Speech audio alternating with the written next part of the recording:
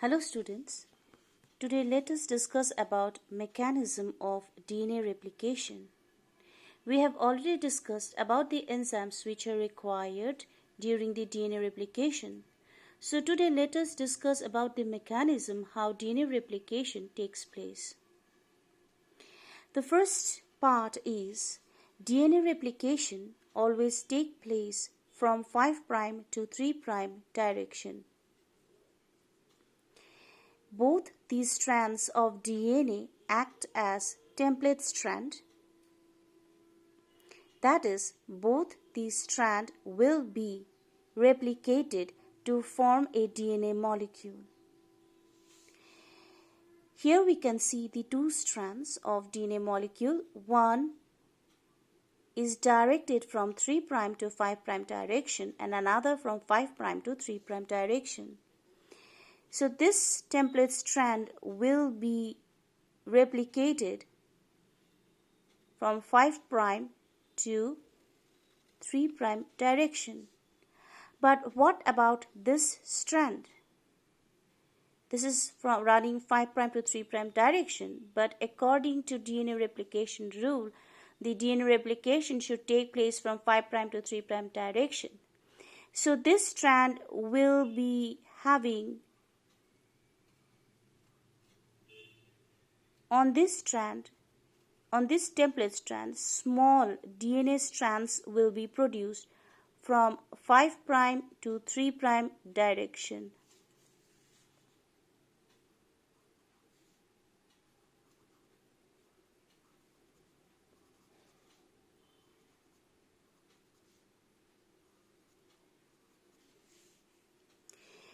During DNA replication, immediately the entire DNA strand does not separate, but it separates slowly as the DNA helix move forward, slowly keep on cutting the DNA strand.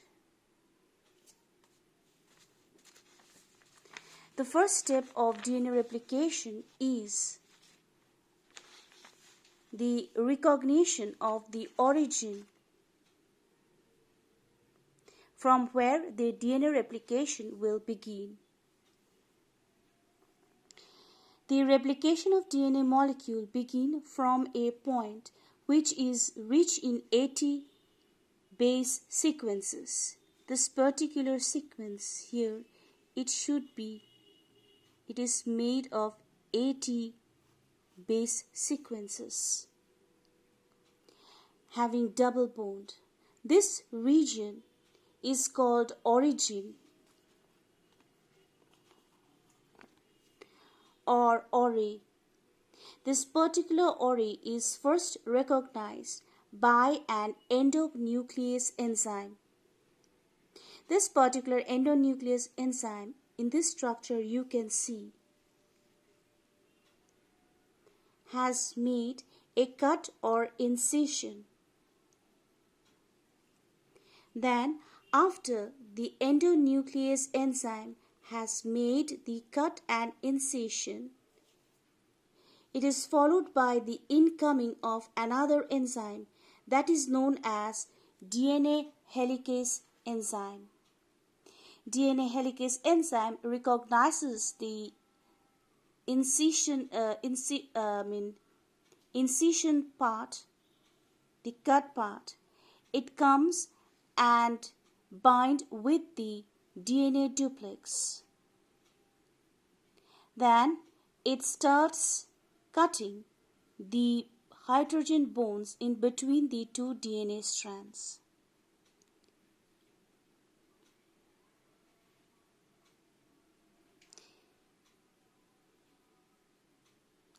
Thus, we can see that it has established a replication fork.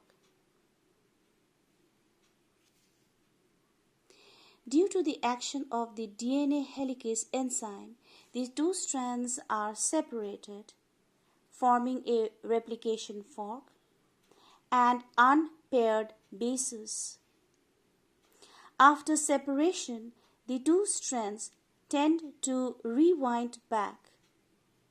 To prevent this rewinding, SSP protein comes and bind to these unpaired bases.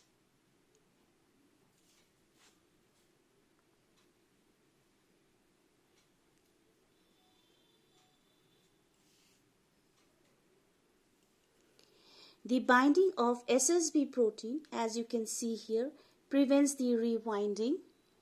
They attached to the unpaired bases without covering the bases. After that, the DNA replication will begin.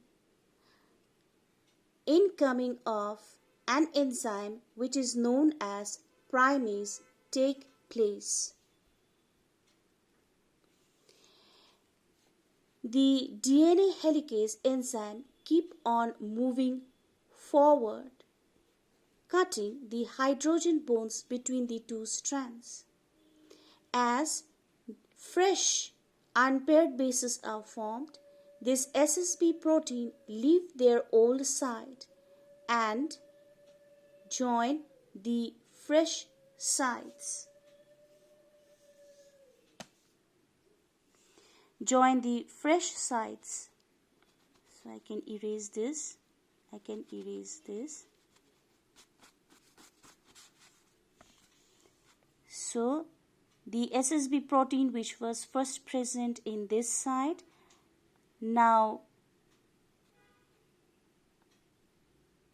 gets away from this site or removed from this site and join the freshly formed unpaired bases, leaving these unpaired bases for replication. As the SSB protein leaves the old site and binds to the new site, RNA primase enzyme comes and binds to these sites. The next part is RNA priming. RNA priming is very important. In RNA priming, the exposed DNA strands now undergo replication. Enzyme primase comes and binds with the leading strand.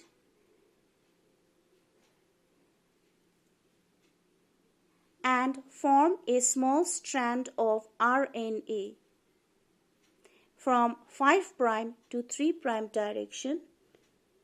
As you can see here, this is the primase enzyme. It is forming the RNA strand here from 5' to 3' direction. This is the leading strand. Here, the formation of DNA strand is continuous. For that reason, it is the leading strand. But here, in this template strand, the formation of strand is not continuous, as you can see here. In this strand, this strand is known as lagging strand. This template strand is known as lagging strand.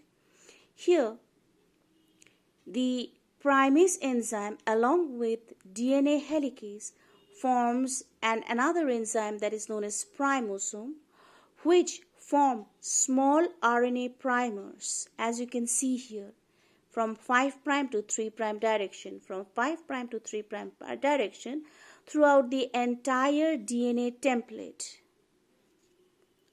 or throughout the entire lagging strand. So on leading strand, only one RNA primer is formed, whereas on lagging strand, several small or short RNA primers are formed.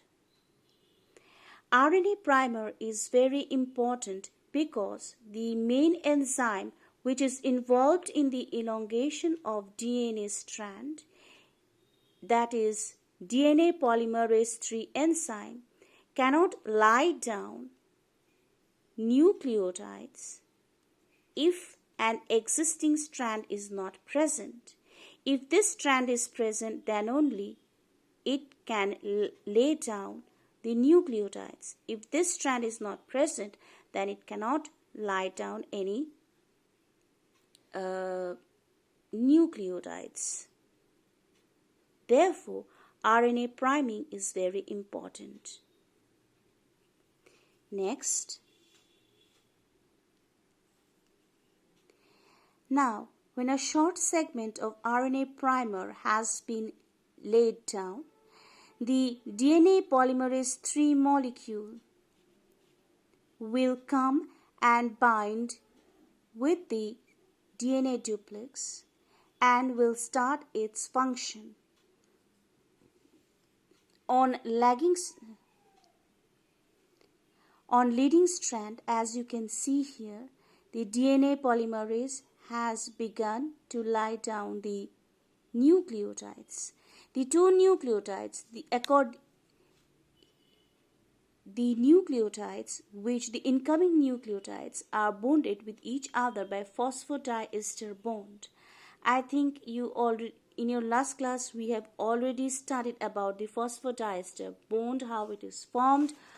We can also see here the structure again. We can see here. This is one nucleotide, ATP. This is AMP, here another. So these two nucleotides are attached with each other by phosphodiester bonds. So same thing happens here. Here suppose adenine comes and binds here. Then next comes thymine. So adenine and a bond between adenine and thymine will be formed. And simultaneously hydrogen bond will be formed between the parent strand and the daughter strand. Since it is the leading strand, just now I told you, so the formation of DNA strand will be continuous. In this lagging strand, as you can see, the several primers have been established. The DNA polymerase enzyme now have established small DNA strands, fragments. So these fragments are known as Okazaki fragments. On lagging strands, several small strands of DNA are formed by DNA polymerase III enzyme. These strands are known as Okazaki fragments.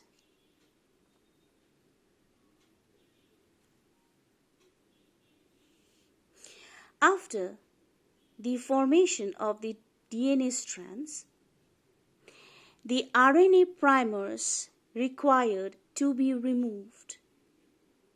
So how this is done? This is done by another DNA polymerase enzyme, that is DNA polymerase II. This enzyme, as you can see, has cut the RNA primer, removed the RNA primer, and laid down a small DNA strand. Thus, a complete DNA strand is formed.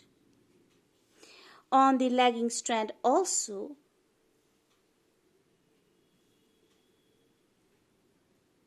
the several RNA primers were formed. So on the lagging strand, these small RNA primers are removed, and in their place, new DNA strands are formed. In the lagging strand, several gaps are formed. Small gaps are formed even after the formation of the new DNA small fragments by the DNA polymerase II. So these gaps are sealed by a specific enzyme which is known as DNA ligase enzyme. Thus, the replication of a DNA duplex is complete. Thus, after replication, two DNA molecules are produced, each having a parental strand and a daughter strand. Thank you.